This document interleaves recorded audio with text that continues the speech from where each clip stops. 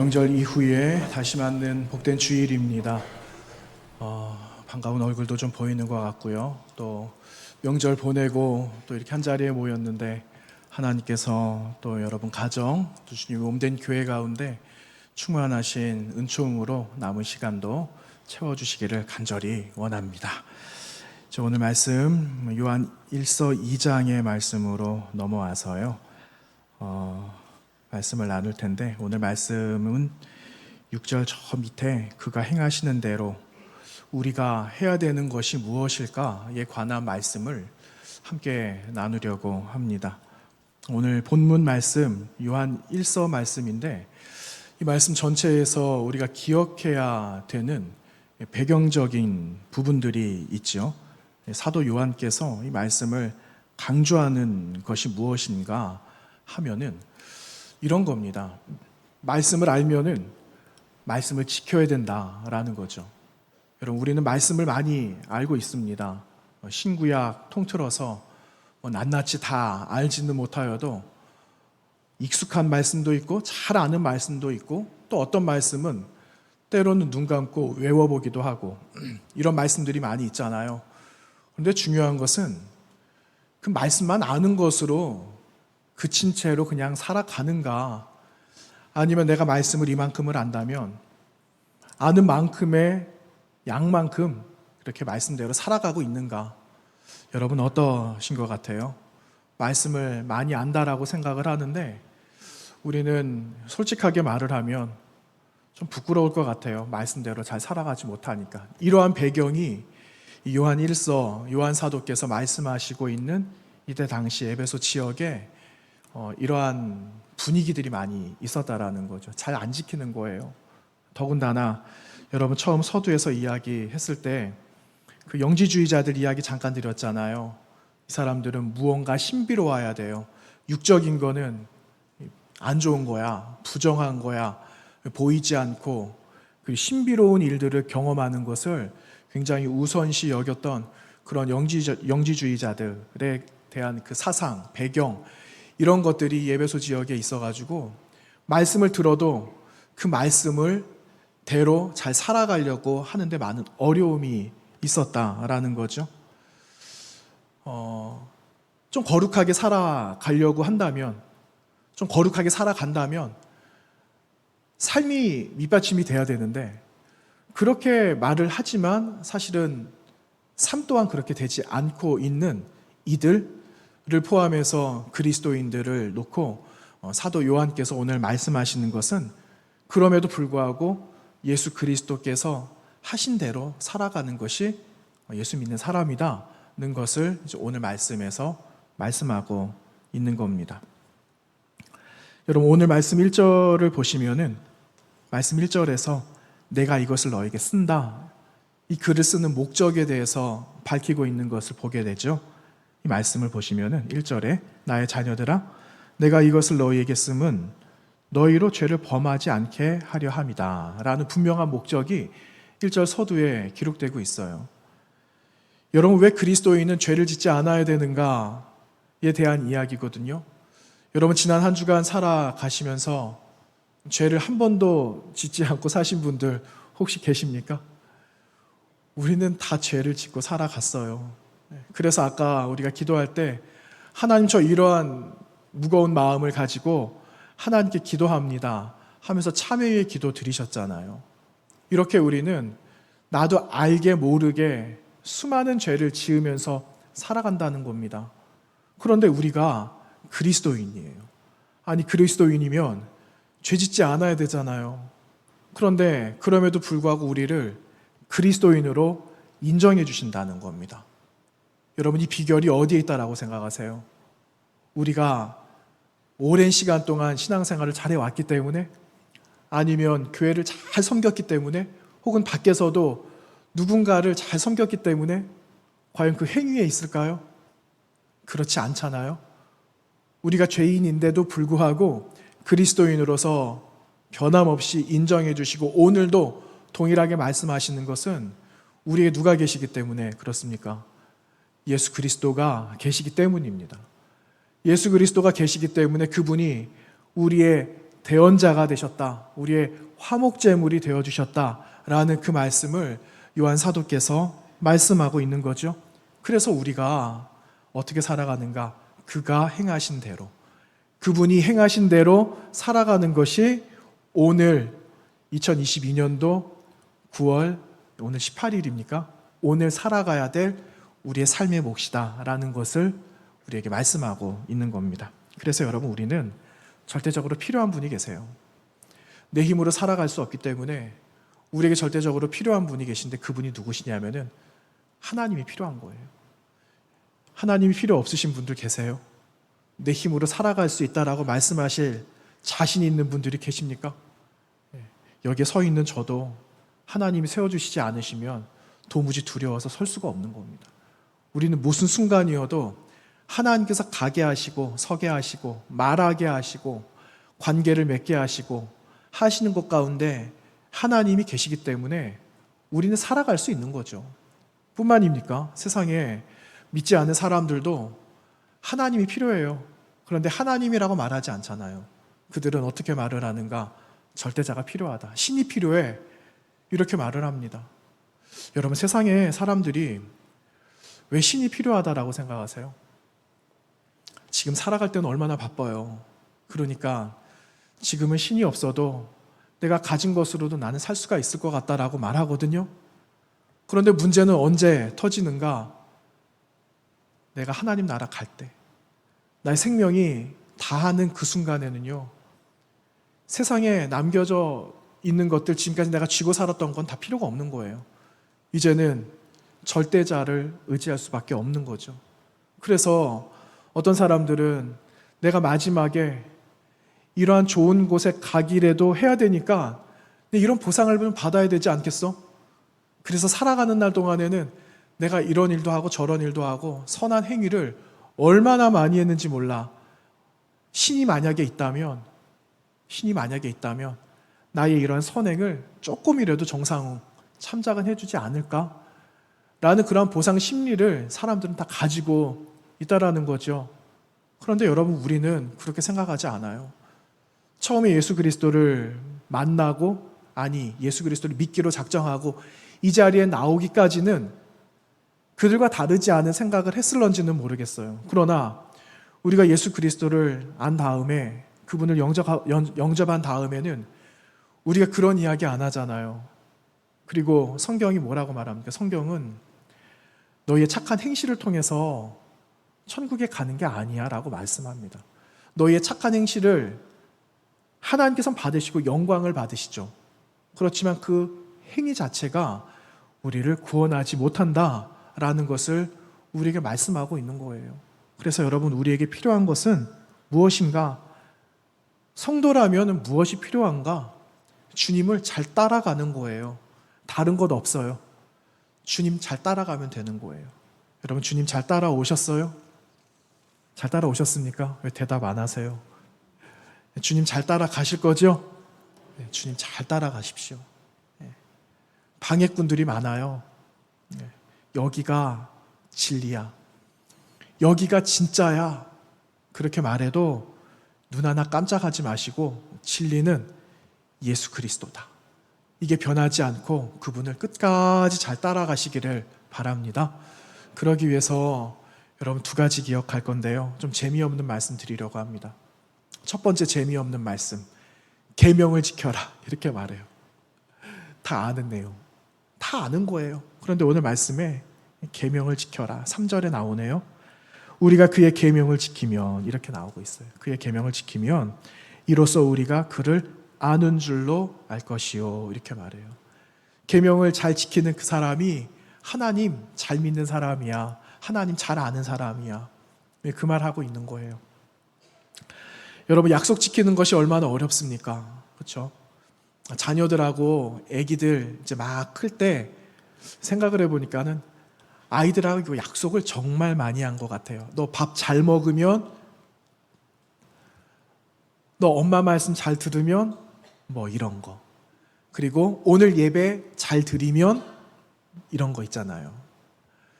어렸을 때 아이들을 데리고 있을 때는 정말 약속을 많이 한 것 같아요. 그런데 그게 누구를 위한 거였지? 라는 생각이 드는 거죠.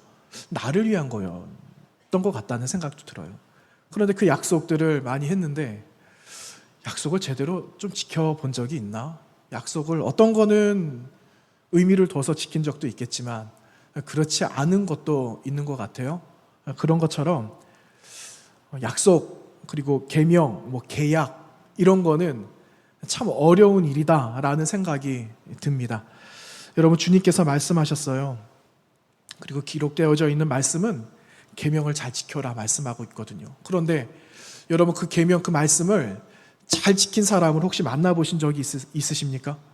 세상 살아가시면서 아마 단 한 분도 안 계실 것 같아요. 세상에는 계명을 완벽하게 지키고 약속을 사랑과의 약속도 완벽하게 지키는 사람이 혹시 모르겠습니다. 있을 수도 있겠죠. 근데 완벽한 사람은 없잖아요. 그런데 우리 주님 말고는 없을 것 같다는 생각을 해봐요. 주님 말고는 없죠. 여러분 어느 한 청년이 찾아왔어요.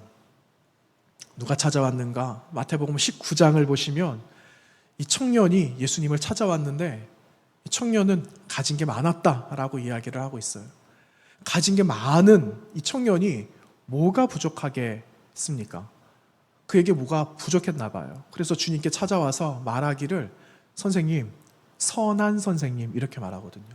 선한 선생님, 제가 어떻게 하면은 영생 얻을 수 있겠습니까? 라고 말씀하셨어요. 예수님 뭐라고 말씀하셨습니까? 영생을 얻으려면 첫째, 둘째, 셋째 이렇게 말씀하지 않으셨어요. 주님께서 말씀하신 것은 너 가지고 있는 것 있지? 너 가지고 있는 거 한번 펼쳐봐. 이거 가난한 사람들에게 다 나누어 줘라 이 말씀하셨어요. 그리고 나를 따라와라 말씀하셨거든요. 영생 얻으러 그리고 영생 얻기 위해서 선생님을 찾아왔는데 선생님께서 영 다른 이야기를 하시는 거예요. 어떤 방법을 말씀해 주셔야 되는데 사실은 그게 방법이었죠. 그런데 그 청년이 예수님의 말씀을 듣고는 그 사건의 마지막에 어떻게 기록하고 있는가? 그가 근심해서 돌아갔다 이렇게 말씀하고 있습니다. 마태복음 19장 22절에 그 청년이 재물이 많음으로 근심하여 돌아가니라 이렇게 기록하고 있습니다. 여러분 성경에는 율법이란 말도 자주 나오고요. 계명이란 말도 자주 나와요. 그런데 율법과 이 계명이라는 이 두 단어의 공통점은 지켜야 한다는 거예요. 지켜야 된다라는 건데 율법과 계명이 다소 차이가 좀 있습니다. 어떤 차이가 있는가? 여러분 율법, 계명하면은 어느 게 좀 더 무겁게 들리세요? 굳이 이야기를 한다면 율법에 조금 더 무게가 들어가고 있는 것 같지 않으세요? 저만 그럽니까? 율법이라는 거는요, 좀 법적인 거예요. 쉽게 말하면은 모세의 율법 이렇게 말하잖아요. 반드시 무슨 일이 있어도 지켜야 되는 법과 같은 개념이다라고 하면은 율법에 좀 치우쳐 있다라는 거죠. 그런데 계명이라는 것은요, 우리 일상생활에서 말하는 거예요. 계명은 윤리적인 거, 도덕적인 거, 여러분 지금까지 살아오시면서 베푸셨던 그 사랑, 그런 것들, 이런 것을 계명에 조금 더 의미를 두면은 조금 더 명확하지 않을까라는 생각을 한번 해보게 되거든요. 그런데 예수님께서 말씀하시잖아요. 그리고 부자 청년에게 이것을 다 가난한 사람에게 주고 나를 따라와라. 이렇게 말씀하신 것은요, 네가 정말로 계명을 지켰다면은 이러한 삶까지도 돼야 된다라는 것을 말씀하는 거예요. 사실은 청년은 저 계명 다 지켰어요 라고 말씀을 드리거든요. 그런데 주님께서 말씀하시는 계명은 너 삶에서 과연 그대로 너 살아가고 있어?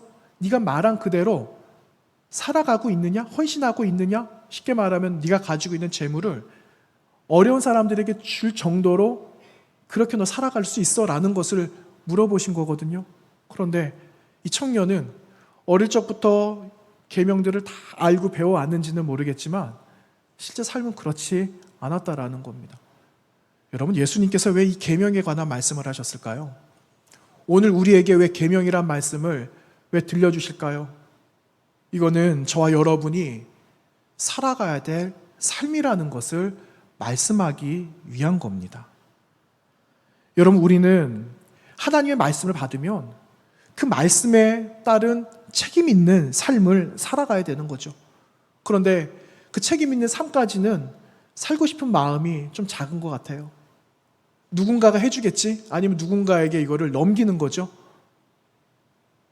이래서는 안 되고, 들은 말씀이 있고 지금까지 배워왔다면 그 말씀대로 삶 속에서 살아내는 것이 계명을 지키는 거야 라고 말씀을 하는 겁니다. 여러분, 결과적으로 계명을 지킬 수 있는 사람이 누굴까요? 계명을 지킬 수 있는 사람은요, 예수님을 따라가는 사람을 말을 하는 거예요. 온전하기를 원하고 영생을 얻기를 원하고 다 원하는데, 여러분, 그거 하나하나 낱낱이 들어가서 방법을 알고 그렇게 살아간다라는 것 자체를 생각해 본다면 정말 어려운 일이라는 거예요. 그런데 주님을 따라가면 이 모든 것은 자동적으로 해결되는 겁니다. 주님을 따라가면은 선한 삶은 자연으로 자동적으로 하게 되는 거예요. 예수님을 따라가게 되면 여러분, 우리는 영생을 얻게 되는 거예요. 여러분, 지금까지 예수님 따라오셨잖아요. 그래서 영생을 얻는 방법을 아셨잖아요. 그리고 조금 전에도 말씀드렸잖아요. 예수님 잘 따라가시라고 제가 말씀드렸잖아요. 왜? 우리는 구원을 받았지만 구원의 완성을 맛보아야 되기 때문에 주님을 끝까지 따라가야 한다라는 겁니다. 그래서 여러분, 계명을 지키는 것 그렇게 어렵지 않습니다. 계명을 지킨다라는 것, 주님 따라가는 것, 이것만 기억하면 되는 거예요. 우리 예수님께서 하나님 아버지의 말씀을 잘 들으셨거든요. 하나님께서 이 땅 가운데 예수님을 보내주셔서 예수님은 아버지의 말씀을 잘 지키고 따르며 순종하셨어요. 그처럼 여러분, 저와 여러분도 그 주님을 따라가는 거예요. 주님께서 보여주신 대로. 그러면 여러분, 그 계명을 지키고 오늘 말씀의 제목처럼 그가 행하신 대로 살아가는 삶이 될 수 있다라는 거죠. 여러분, 이번 한 주간 여러분, 하나님의 말씀 실제적으로 살아가는 동안에 내가 해야 되는 거, 부탁하시는 거, 이 귀한 일들을 여러분 누군가에게 밀지 마시고, 그리고 회피하지 마시고, 그냥 모르는 척하지 마시고, 그 일들에 최선을 다해서 잘 감당하시는 저 여러분 되시기를 원합니다. 두 번째 재미없는 이야기, 말씀을 지킨다, 이거예요. 계명이나 말씀이나 뭐가 다르겠습니까? 그런데 이 말씀은 여기에 기록되어져 있는, 새까맣게 기록되어져 있는 글자, 이것도 물론 말씀이지만 이 말씀은 살아 움직이는 겁니다. 말씀이 살아 움직이고 그 말씀이 우리 가운데 들어오고, 그래서 이 말씀은 구체적으로 우리가 살아갈 수 있는 능력을 주시는 것이 말씀인데, 여러분, 이 말씀이 주시는 가장 최고의 유익이 무엇이냐? 최고의 유익은 그리스도의 사랑을 알게 된다라는 거예요. 여러분이 말씀을 많이 알고 많이 기억하고 있으면 순간순간마다 써먹을 때가 많이 있어요. 연약한 사람들을 만나잖아요. 같이 기도할 때 있잖아요. 그럼 기도할 때 하나님 지혜를 주시거든요. 이런 말씀이 생각이 날 때가 있어요. 그럼 그 말씀대로 기도하고 나누다 보면 마음이 뜨거워지기도 하고 능력을 경험하기도 하고 그렇잖아요. 그런데 그 배경이 그리스도의 사랑 위에서 이게 시작되어진다는 것입니다. 그래서 말씀을 많이 알고 말씀을 잘 지키면은 그리스도의 사랑이, 그분의 마음이 우리 가운데 열매가 된다라는 사실이죠. 오늘 말씀 5절 말씀인데요. 우리 5절 말씀을 다 같이 한번 나누어 보도록 하겠습니다. 5절입니다. 시작. 누구든지 그의 말씀을 지키는 자는 하나님의 사랑이 참으로 그 속에서 온전하게 되었나니 이로써 우리가 그의 안에 있는 줄을 아노라. 아멘. 여러분, 말씀을 지키는 자, 하나님의 사랑이 우리 안에서 온전하게 된다, 이렇게 말씀하고 있거든요. 여러분, 그 감리교를 처음 시작하신 요한 웨슬리 목사님 이렇게 말씀합니다. 하나님의 말씀이 그리스도인 저와 여러분을 영적으로 완전하게 자라게 하고, 자라게 되면 사랑에 이르게 한다라는 그런 말씀을 하셨답니다. 여러분, 이 말씀을 좀 풀어서 이야기를 하면 하나님의 사랑을 가지고 있는 사람은 이러한 사람으로 변화되어져야 된다는 것을 말하는 거예요. 예수를 믿으면, 하나님의 말씀을 안다면 이 말씀대로 살아가야 돼라는 구체적인 도전을 우리에게 하고 계신다라는 거죠. 왜 그럴까요? 오늘 말씀에 보니까 이렇게 살아가는 사람이 없다, 회방 놓는 사람이 있다라는 거예요. 거룩한 것을 말하지만 사실은 그들은 거룩한 것을 말하는지는 몰라도 실제 삶은 그렇지 않다, 그들은 거짓말쟁이야 하는 그 말씀이 오늘 4절 말씀에 기록되어져 있습니다. 그를 아노라 하고 그의 계명을 지키지 아니하는 자는 거짓말하는 자요 진리가 그 속에 있지 아니하되, 이렇게 말씀하고 있어요. 거짓말하는 자, 진리를 모르기 때문에 그들 안에 사랑의 열매가 심어지지 못하게 되는 거다라는 말씀을 하는 겁니다. 그래서 여러분, 하나님을 알아가는 자, 하나님을 아는 자, 하나님이 누구신지 염두에 두는 그 사람, 하나님의 말씀을 잘 받아서 말씀의 무거움을 알고 귀함을 알아서 말씀대로 살아가는 사람들입니다. 여러분, 매일매일 아침마다 혹은 때마다 여러분 말씀 보실 때에 그 말씀을 경히 여기지 마시고 말씀을 무겁게 받아들이십시오. 하나님, 제가 이 말씀을 이렇게 보고 있는데, 하나님의 말씀을 봤는데 이 말씀대로 살아내야 되지 않겠습니까? 하나님, 나의 힘으로 감당할 수가 없으니까 하나님께서 잘 감당할 수 있도록 나를 이끌어 주십시오. 이 말씀에 반하지 않고 이 말씀대로 살아갈 수 있는 영혼을 가질 수 있도록 하나님, 이 마음이 나의 마음속에 박히게 해주십시오. 이런 마음으로 그 말씀을 받는다면 여러분, 우리는 그 말씀의 능력을 경험하게 될 겁니다. 여러분, 여기에는 한 가지 사실이 있어요. 우리가 이미 다 아는 사실이거든요. 그런데 하나님의 말씀을 지키는 사람은 실제 살아가는 삶 가운데 그리스도 예수의 사랑의 열매를 얻게 되고 그 열매로 살아가게 된다는 겁니다. 여러분, 이거는 그냥 식상할 수 있는 그런 말이 아니라 실제 그렇다라는 것을 말씀하는 거예요. 여러분, 한 예를 한번 들어볼게요. 한 소년이 있어요. 소년이 한 소녀를 만나게 됐는데 소녀가 너무너무 보기가 좋은 겁니다. 그래서 이 소녀에게 다가갔다라는 것은 소녀를 알고 싶다라는 말이에요. 그렇죠? 내가 이 소녀를 좀 더 알고 싶어. 좀 더 알면은 내가 좋은 관계가 되어 가지 않을까라는 거죠. 그래서 알아가기를 원해서 그 소녀에게 다가가면서 그 사이가 조금 더 가까워지는 거예요. 그러면 가까워지면은 없었던 관계가 생기는 거죠. 관계를 통해서 새로운 감정이 생기면서, 그리고 그 감정이 사랑이라는 이름으로 열매를 맺게 되는 거예요. 좀 더 자세하게 구체적으로 알게 되는 거죠. 여러분, 하나님과의 관계가 이런 거예요. 하나님의 말씀을 처음에는 내가 무겁게 받고 말씀이 잘 이해가 안 되지만 그 말씀을 깨닫게 되면은 말씀을 주신 분이 누구실까라는 물음표가 생기는 거예요.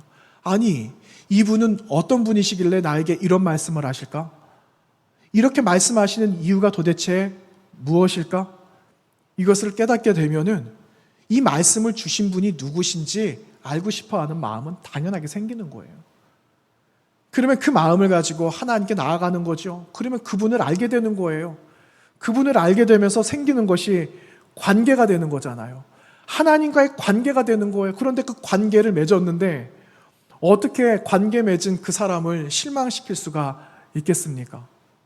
실망시켜 드릴 수가 없는 거죠. 더 잘 살아가려고 하는 거죠. 더 말씀을 들으려고 하는 거죠. 이렇게 여러분 열매를 맺어간다라는 겁니다. 이렇게 해서 우리가 온전하게 되는 거예요. 여러분, 이 말씀을 사도 요한께서 강조하고 또 강조하고 이 말씀 잊지 마라 라고 말씀하시는 겁니다. 나아가서 오늘 살아가고 있는 저와 여러분에게도 이 말씀을 잃어버리면 안 된다라는 것을 말씀하고 있어요. 왜냐? 이 말씀이 밑바탕이기 때문에.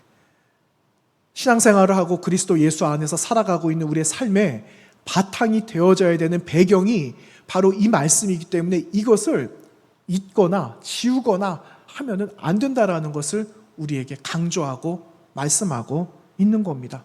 또 한 가지 중요한 건 저와 여러분의 의무이기 때문입니다. 나를 위한 게 아니죠. 나를 위한 게 아니라 누군가를 위해서, 타인을 위해서.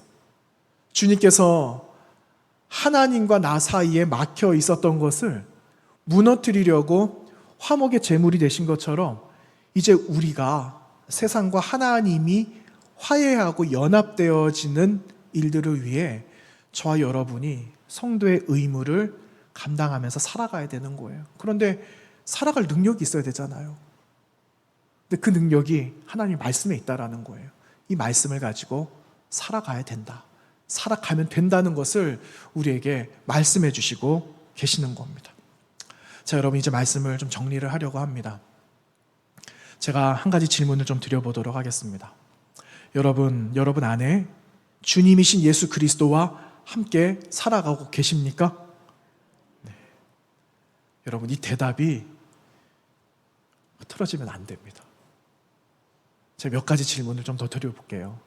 여기에 OX를 한번 해보세요. OX 8가지 드릴게요.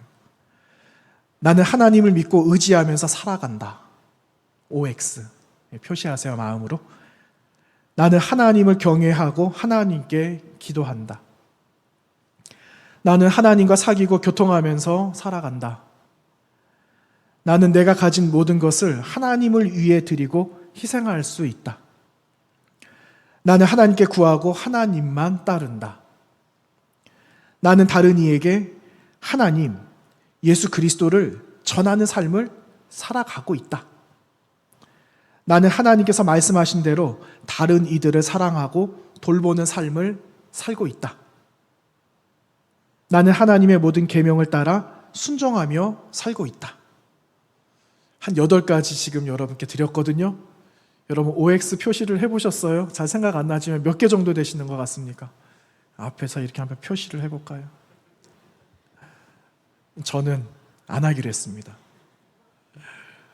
여러분 사실은 이 8가지 질문뿐만 아니라 수십 가지, 수백 가지가 돼도 별로 의미가 없어요. 제가 여러분들께 의미 없는 OX를 해보시라고 한 겁니다. 왜 의미가 없는지 아세요? 제가 처음에 드린 질문 생각나세요? 여러분 안에 예수 그리스도가 계세요? 물어봤잖아요.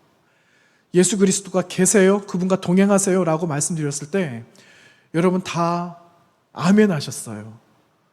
그러면 이 질문은 소용이 없는 게 주님과 함께 살아가고 있는데 이게 뭡니까? 그냥 살아가는 거죠. 이거보다 더한 것도 할 수 있는 거예요. 그렇죠? 이대로 살아가는 거죠. 여러분 어떠한 조건들이 또 어떠한 질문들이 너 이렇게 살아갈 수 있어? 라고 누군가가 물어볼 때 내 안에 예수 그리스도가 있어. 내 안에 나를 구원하신 그리스도 예수 하나님의 아들이 계신다 라는 것을 분명하게 여러분 말씀하실 수 있다면 누가 어떤 질문을 해도 그것은 다 오라는 거예요. 오. 다 할 수 있다라는 거예요. 그거 당연하지. 그거 못해? 그건 당연한 거야 라고 말할 수 있는 거죠. 여러분 저와 여러분이 삶을 이렇게 살아가기를 원합니다. 여러분 이때는요 사도 요한이 인생 말년이었거든요. 80세 90세 되었을 때 나중에 요한계시록 이야기 할 날이 또 오겠지만 도대체 요한이란 사람이 누구야? 라고 로마 정부가 찾고 찾았는데 찾고 보니까 요한이란 사람이 이제 오늘레라는 분인 거예요.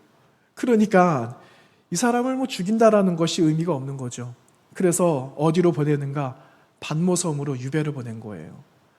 유배를 보내서 그곳에서 하나님의 말씀을 계시를 받아서 쓴 책이 요한 서신 가운데 요한 계시록이거든요. 그런데 요한 계시록을 쓴 이유가 뭡니까? 우리 같은 성도가 있으니까 이때 당시 에베소에서 흔들리고 있는 성도들이 있으니까 정신 똑바로 차려라. 말씀이다. 말씀 말고는 없다. 라는 것을 들려주시기 위해서 요한 서신의 말씀을 쓰신 거예요. 어떻게 보면 재미가 없죠. 하지만 가장 중요한 말씀이죠. 이것을 놓치면 안 되기 때문에. 그래서 그 말씀을 우리에게도 동일하게 하시는 겁니다. 여러분 오늘 두 가지 말씀드렸잖아요. 첫 번째 어떤 거 말씀드렸습니까? 계명 지켜야 된다. 두 번째는 말씀을 따라하는 사람 삶이 되어야 된다. 이 말씀 드렸어요. 계명과 말씀, 같은 말씀 살아내는 겁니다. 이번 한 주간 여러분이 말씀대로 살아내셔서 세상이 하나님의 영광을 바라보고 눈 감겼던 그 모든 영혼들이 하나님을 발견하면서 하나님께서 이끌어 주시는 대로 살아가는 인생이 될 수 있도록 저 여러분이 힘을 다해 살아가야 되겠습니다. 그러한 삶을 살아가시면서 승리하시는 한 주간 되시기를 원합니다. 기도하겠습니다.